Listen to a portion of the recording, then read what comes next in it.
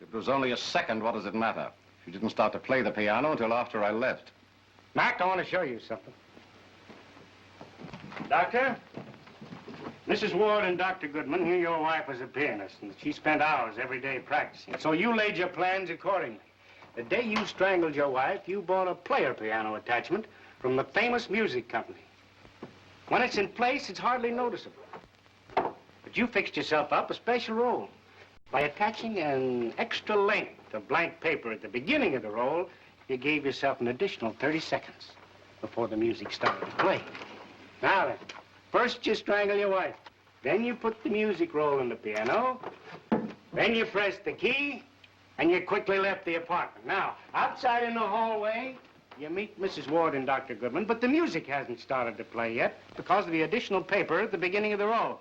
Now then, Mrs. Ward asks you, how's your wife? You say she's got a headache, and you chat for a moment, and the music starts. Say what? Mrs. Ward and Dr. Goodman heard it, and they thought exactly what you wanted them to think.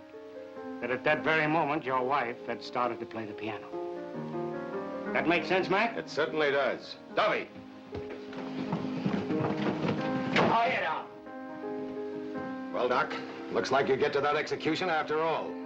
Brown, call the warden. Tell him to hold everything till he hears from the governor. Okay. While you call the governor, ask him to grant a stay of execution. Right.